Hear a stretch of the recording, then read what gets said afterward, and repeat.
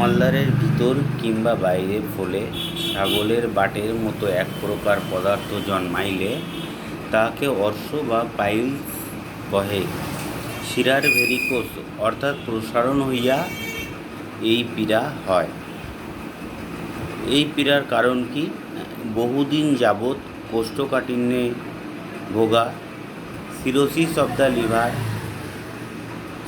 Liver cirrhosis হওয়া, হৃৎপিণ্ডের অনেক রোগ থাকার জন্য এই পীড়া হতে পারে।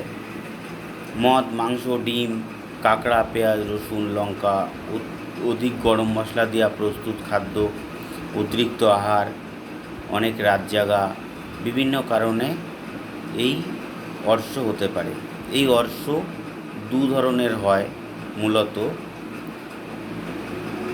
এক ধরনের অর্শে কোনো ব্যথা, জ্বালা, যন্ত্রণা কিছুই থাকে না, শুধুমাত্র গলগল করে রক্ত বের হয় এবং রক্ত বের হতে হতে শরীর দুর্বল হয়ে পড়ে। আর এক ধরনের অর্শ হয় যেটাকে বলা হয় ব্লাইন্ড পাইলস বা এক্সটার্নাল ব্লাইন্ড পাইলস, যেটা মলদ্বার দিয়ে ছাগলের বোটার মতো ঝুলে থাকে এবং কোষ্ঠকাঠিন্যের ফলে দেখা যায় খুব ব্যথা যন্ত্রণা হয়। মলদ্বার চুলকায়, সুরসুর করে। এই সময় রোগীর চলতে ফিরতে খুব কষ্ট হয়। এই অবস্থা 7-8 দিন ধরে চলার পরে আবার কিছুটা কমে যায়।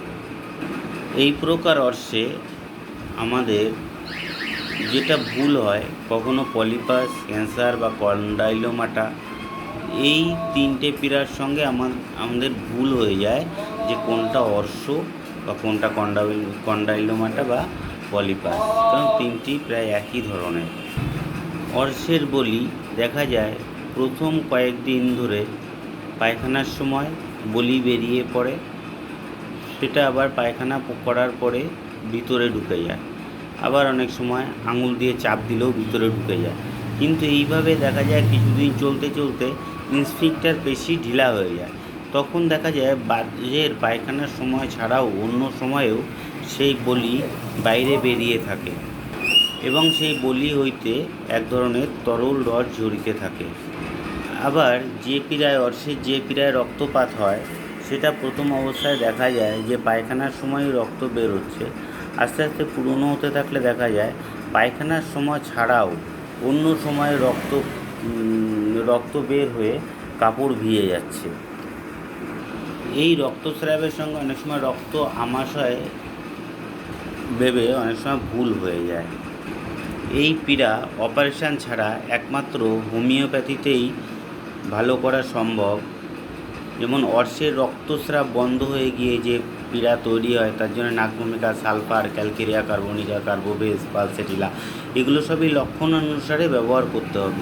এবং যখন দেখা যায় যে রক্তপাত হয় অতিরিক্ত, তখন aconite, alumina, belladonna, calcarea carbonica, hamamelis, leptandra, ipecac, phosphorus, sepia, nux, স্কিউলার, চায়না, সালফার ইত্যাদি ওষুধ, এগুলো সবই লক্ষণ অনুসারে নিতে হয়।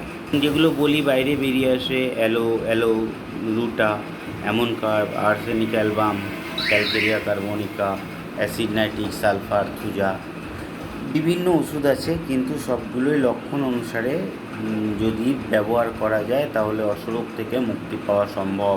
মলদ্বারে জ্বালা যন্ত্রণা এবং ব্লিডিং পাইলসে পিওনিয়া মাদার টিংচার খুবই ভালো কাজ করে।